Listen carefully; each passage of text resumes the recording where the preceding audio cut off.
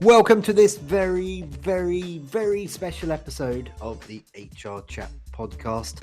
Today marks the 500th episode. Wowza.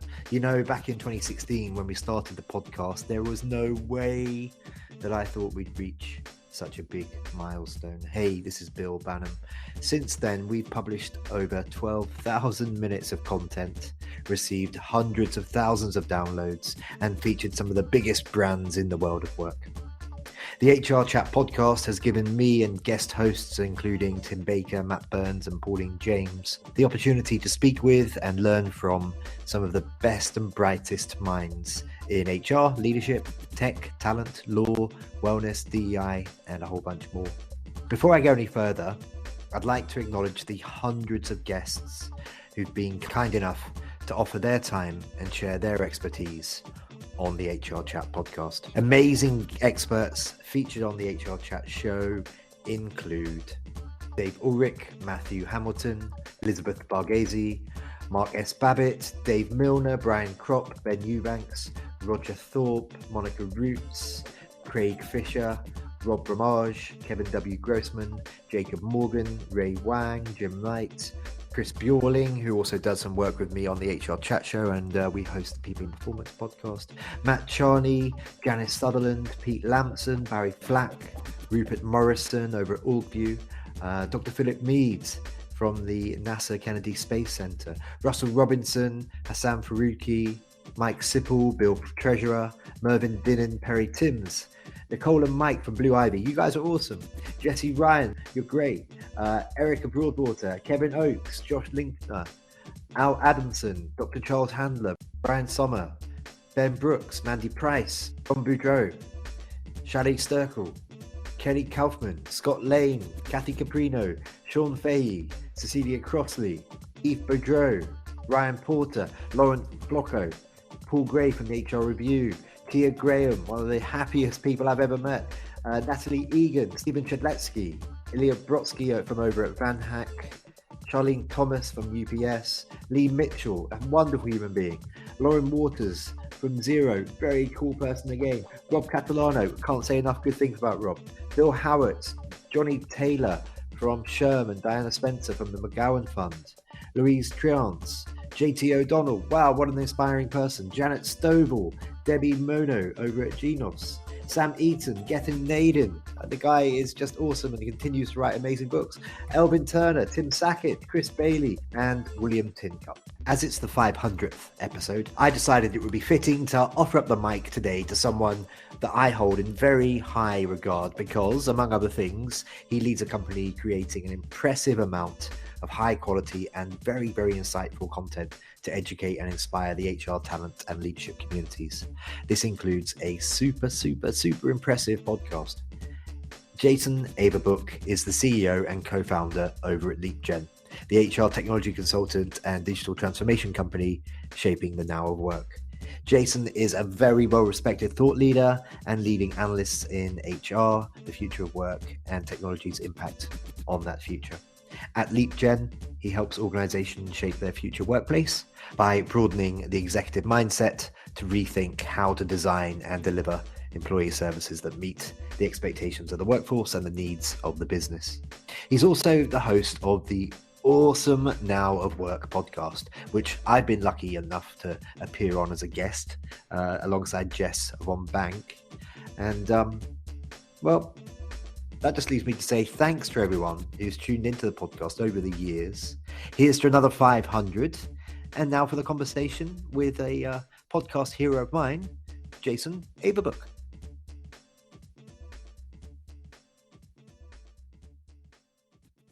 Jason, welcome to the HRchat Podcast today.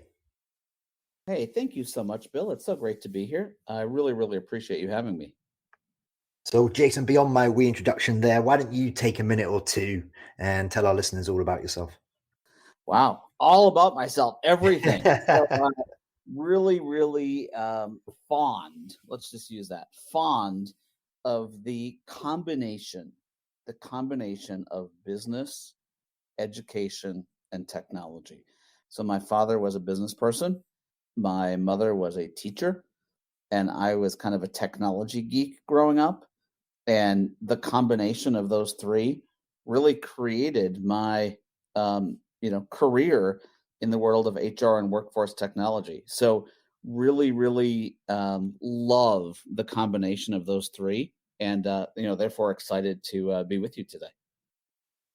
So you recently contributed, Jason, to a Forbes post called 10 Innovations That Excite Today's HR Industry Leaders. That seems like a pretty great place to start our conversation today, I think. And you suggest that digital communication platforms should excite HR pros. Tell me more about that particular innovation and why that's the one that should excite the HR pros. One of the things that's so interesting, Bill, is that, forever in HR, we've been counting people, and some of us are great at counting people. Others of us still are not great at counting people, and technology is supposed to help us with that. But in the world we live in today in 2022 into 2023, what's going to be more important than ever is how we actually build connection with people and how we actually make people count. So shifting from counting people to making people count. The more that we can build connection with people, the better. Now, if we take a look at what's happened in the world in the last 2 or 3 years, people are no longer sitting in an office together. People are no longer, traveling as much together. And therefore, I need to think about how do I communicate with them, not just in a push and email and hope that they get it, but really interact, the interaction, which builds the F word, feeling, that I feel like I'm part of a culture. I feel like I'm part of a company.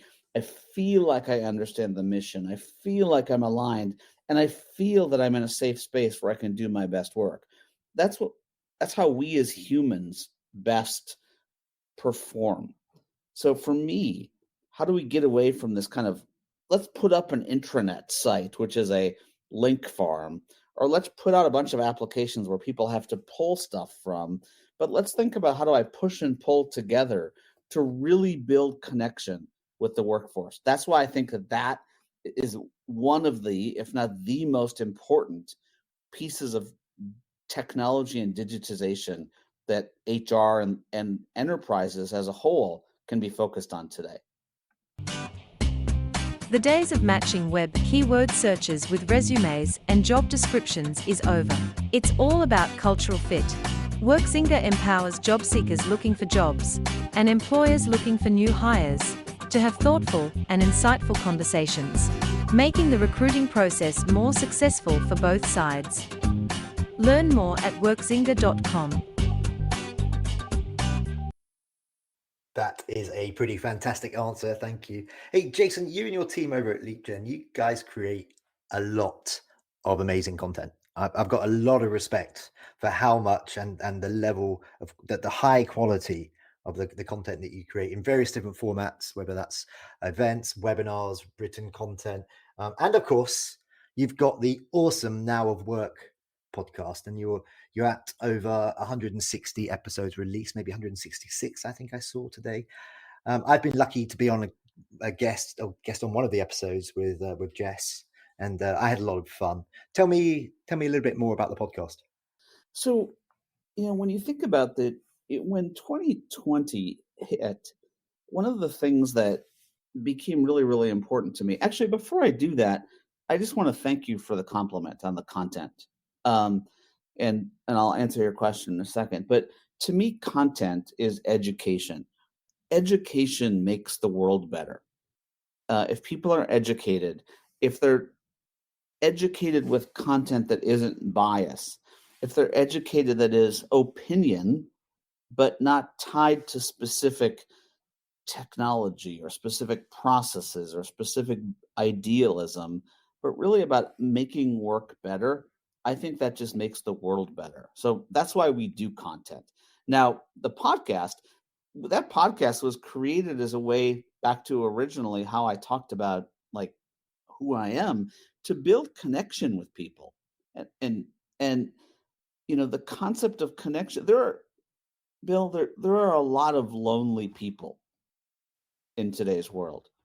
And when I say lonely, some people just think of lonely as sitting in their house alone. That's not necessarily what I mean.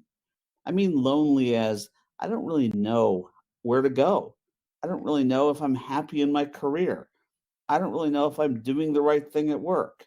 I don't really have anyone to talk to about my mental health. I don't really have anyone to talk to about trying something new. So when we created the Now of Work community, which is really a community turned into a podcast, it was to give people a channel, to give people an avenue to be themselves, to talk about things that mattered to them in a safe space. Okay, we've turned that into a podcast because so many people said we can't join at this time, so I'd love to have a way to listen. But that's really where that started from. And it's continued to grow to the point where over 550,000 listens have happened. I was in Paris last week and a bunch of people stopped me saying, "Oh, I just love your show, et cetera, et cetera." I'm like, I don't even think of it as a show. I think of it as an hour out of my week where I can actually talk and relate to other humans and share ideas. That's really where that came from. TouchTunes provides innovative entertainment and media solutions to over 75,000 offices, cafes, bars, and other spaces worldwide. The award-winning music system sparks engagement and encourages happier work environments through an integrated music platform that includes digital jukeboxes, mobile, photo booths, and TouchTunes TV. Learn more at touchtunes.com.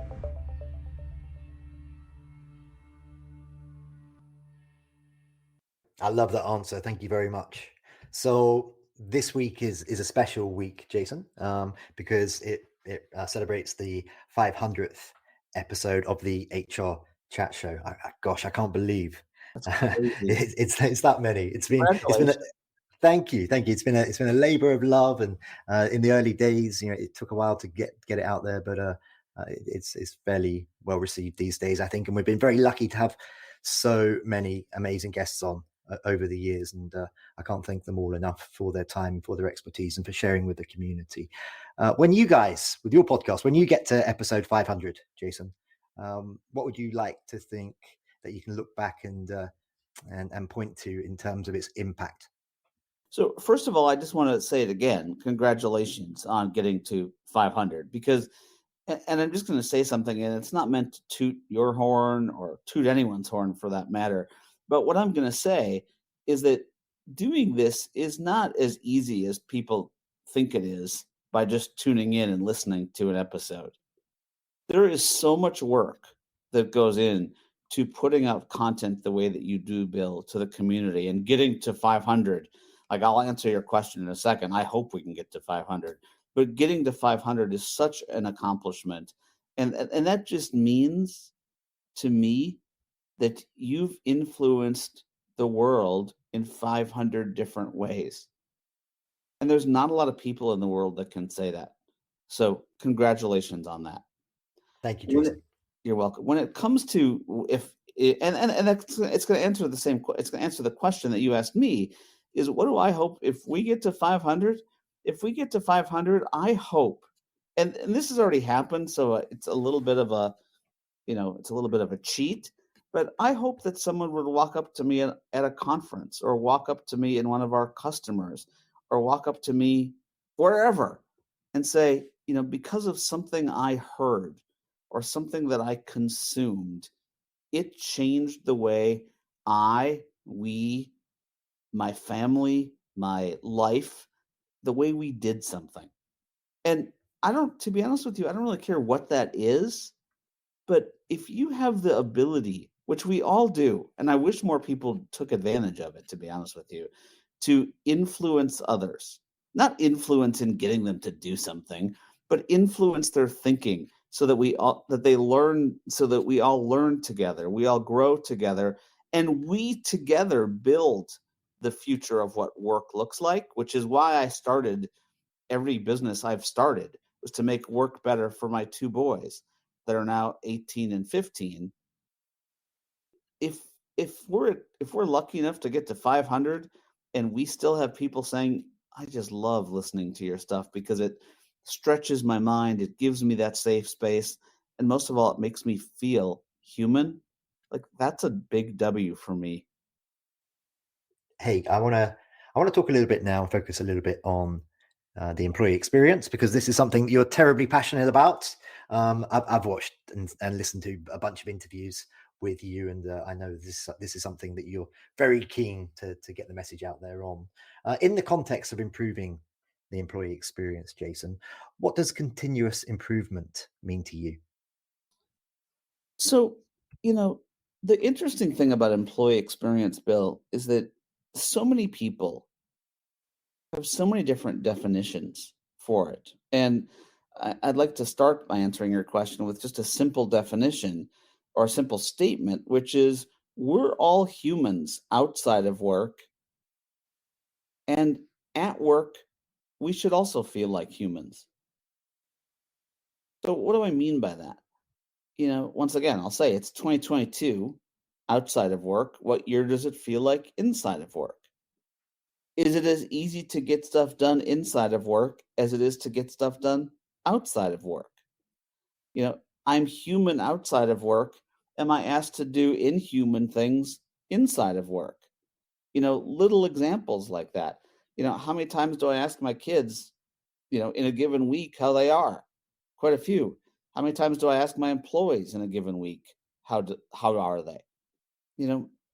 Not enough. How many times do I ask my wife how she is? And how many times does she answer honestly? A lot. Why? Because there's trust there. How many times do my employees trust that if I ask them how they are, that data is going to get used in a way that helps them? Not a lot. I could go down a list. Someone wants to tell their company that they're about to have a baby. They should be able to say that they're about to have a baby and figure out what do they need to do to let their employer know they're having a baby, instead of saying I'm having a dependent. How do I speak human at work and get treated at work like a human the same way I'm treated outside of work? And that's really, to me, what employee experience is making sure that whether it's technology, whether it's journeys, whether it's making sure that I've got the tools I need, not technology tools, but just processes and how I get things done. And do I have visibility into what the status of things are, et cetera, et cetera, et cetera? How do I make sure that experience is as frictionless as possible, so that I can do the job that I was hired to do? If I create employee experiences that are hard to work in, that are very much tied to bureaucracies, that are very much hierarchical based, guess what? People today don't stay at those companies. So it's when we say experience, that's what we're talking about. Now, when we talk about continuous improvement, what does that mean? It means if I can't get something done today, guess what? I should fix it tomorrow. Unfortunately, Bill, in the world of HR and workforce technology, we have this terrible habit of waiting till the next release. If Bill is struggling with something today, or Mark is struggling with something today, guess what? It should be fixed tomorrow. Because guess what? Tomorrow, Tanya and Annette are going to have the same problem. So it's removing that friction and making sure you build a model that's not just tied to, every 6 months or every 12 months, we're going to look at this data and make some tweaks. It's, hey, if 92 people search today for something on our intranet or portal and they can't find it, guess what? I better make sure that tomorrow, when the 92 people search again, they find what they're looking for. That's the concept of continuous improvement. Thinking about your capabilities like products. How do I keep making the product better? A 1.0, a 2.0, a 3.0, instead of just saying, here's the module, we're live, thank God, and moving on. Sounds a little bit like Jason is not a fan of those annual performance reviews, listeners. Hey, Jason, where does defining and creating personas fit in with all of this in terms of understanding the employee journey? Just really quickly on your comment, I want to make sure on the concept of performance reviews. I mean, once again, is it really fair to measure your people once a year? I would say no. Is it really fair to ask them once a year how they are? No. Is it really fair for me, someone who's terrible at time management, to grade you, Bill, someone who's great at time management, on whether or not you're good at time management? I mean, I don't want to get into we could have a whole nother discussion about this, but that's a process that's just messed up. That it's an old school process designed by unions for labor laws that we're somehow thinking is helping employees become better. And it's just really backwards thinking. Now, sorry. Sorry I got on that little rant. Now, No. I'm going to get you back on the show to talk about just this.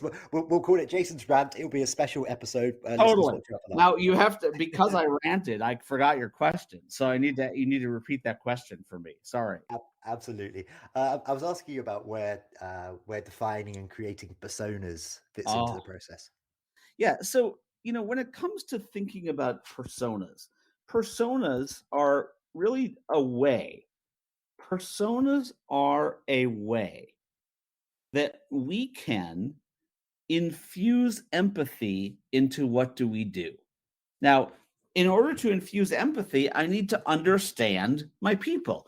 And you guys, everyone listening to this has examples of where you feel like whatever you're interacting with understands you or not.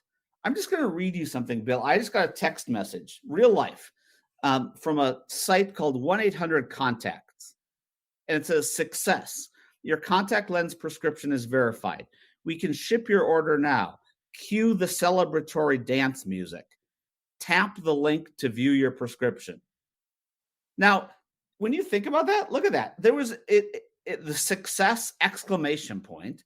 My contact lens prescription is verified. It's even telling me to do a celebratory dance. It makes me feel good. But that's because it understands 1-800-CONTACTS has taken the time to understand what's going to make me feel good. The question is, do we understand in HR what makes our employees feel good?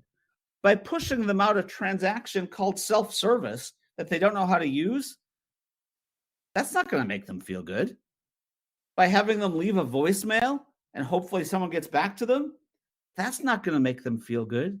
So we need to understand what drives them, what motivates them, and then design in a way that I'm communicating with them that makes them feel like they're part of a process. I have to honestly tell you this story about this contact lens. I did it on my mobile phone last night. I didn't have my prescription. I added my eye doctor. 1-800-CONTACTS contacted my eye doctor this morning. My prescription's now verified and my order is being shipped. That all happened within 12 hours, honestly. And the communication has been constant. How do I feel? Like they actually care about me. That's what we're talking about when we talk about personas, empathy, and understanding. And this episode of the HRchat Pod is sponsored by Jason's Optician. Okay, let's continue through. Jason, who should own the creation and the management of the employee experience? Is that HR? Is that leaders? Is that employees? Oh my goodness me! Is it employees or is it everyone? It's really everyone. When we think about this concept of employee experience has to be designed. And when I say it has to be designed in a way where I understand my people. Now, who owns employee experience? It's a great question, and it's one that's very, very hard. And a lot of organizations are confused about it. There needs to be an owner, just like there's an owner of a product for employee experience, who's constantly thinking about what's going on, how are people feeling, and what's going to make them continue to be engaged, not enraged. And, it's a combination of HR, who's got some employee capabilities, the business, who actually these employees report to, technology, because technology is part of this, So it's really a combination of all of those things together. Wonderful, thank you. What's the difference between implementing tech, Jason, and processes, and deploying a vision? And you may want to reference this lovely term that I've heard you use, which is minimum lovable. So, Bill, thank you for bringing that up. So, there's a big difference between deployment of a strategy and implementation of technology. A lot of organizations develop strategy. They develop a strategy. Let's say the strategy they're developing is to be a better listening organization. Cool. Now, why am I doing that? I identify because my employees aren't as engaged. How am I going to do that? I'm going to put in place programs to allow me to listen and act. And then the what is going to maybe be a piece of technology to help me do that. But what I'm doing is I'm deploying a company-wide strategy to be a better listener. Okay? As part of that, what I'm doing is implementing a piece of technology. But if all I do is implement the technology and hope that somehow implementing technology makes me a better listener as a company, good luck. It's not going to work. Like, I guarantee it's not going to work. So what do? You say, oh, the technology is terrible. And why do we say that? Because it's the only thing in the room that doesn't have a feeling. And what do? We start an RFP and we go out and say, oh, guess what? Time to buy some new technology. And we just go around and around and around and around and around. What we have to do is think about how do we deploy a strategy. And as part of that, realize that implementation is a key part of it, but it's not the only thing. Like, I have to change the behavior of the company. I have to build trust. I have to make sure that people get these tools in a way that they can do them in the flow of how they work. Now, all of that has nothing to do with tech. That's why deploying a strategy is so important. Now, the second component that you brought up, we in the world of technology forever have been talking about this concept of minimum viable product. And I always use this example of, if you download an app from the App Store, whatever app store you use, and you don't, for whatever reason, like the product, what do? You delete it. How often do you check to see if it gets better? You don't. And why often do you not like it? Because it's phase one, minimum viable. Okay? We have to switch our thinking. Minimum viable worked fine when my audience was an HR person who had to use the tool in order to keep their job. But when all of a sudden it's the employer manager who, by the way, has another job besides just doing HR stuff, guess what? It needs to be minimum lovable, because they need to love it from the start so that they keep coming back. It's a mindset shift that's so important that we have to make as an industry, which is when we were deploying to a persona of administrative users, minimum viable product is fine. But when we're deploying to a group of employees and managers that don't know how to spell HR, nor do we want them to know how to spell HR, I have to switch my mindset to minimum lovable. Wow, that was another rant, Bill. I'm really sorry. I don't think it's possible for me to switch my mindset to minimum lovable when you're around. It's on max. The volume's been turned up to 11, Jason. Hey, we are almost out of time, I'm afraid. I've got another 5 or 6 questions here that I wanted to ask of you. So I'm definitely going to bother you for another conversation soon. For sure. But for today, Jason, how can our listeners connect with and learn more all about you? And of course, how can they check out LeapGen? Have those guys got any events coming up? You can always go to leapgen.com. We are doing every year at the first in January, we do a major conference, all virtual, all free, called Fuel. That's going to be January 31st and February 1st. So really excited about that. You can find all that information on our website, leapgen.com. But, I really believe in multi-channel communication. And Bill, you probably see this. I use Instagram all the time. I use LinkedIn a ton. I don't talk about what food I like.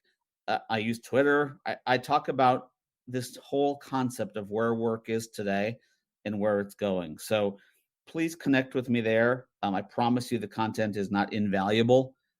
Excuse me. I promise you the content is valuable. It's not a bunch of junk, like just, hey, what am I eating? I do have some fun once in a while, but at the same time, love for you to connect there and love to keep building the community together. Yeah, just to reiterate how much I respect Jason and his team. That's why he's here with us this week, celebrating the 500th episode. Because not only does he say lots of clever things and he presents in a very, very intelligent, inspiring way, but he and his team are on a mission to share wonderful content and to educate folks and to genuinely improve the world of work. And that's a big reason why I started this podcast all those years ago. So it seems like a very good fit there. Hey, Jason, that just takes us to the end of today's conversation. I will be pestering you very soon, sir, for a follow-up. But for now, thank you so much for being my guest on this special episode of the HR Chat Show. Thank you for having me, and congratulations again. Huge, huge accomplishment. Thanks for listening to this episode of the HRchat Podcast. There are hundreds of conversations with business experts available for free on the HR Gazette website, Apple, Spotify, and all the main platforms. And remember to like, subscribe, and follow us on social media.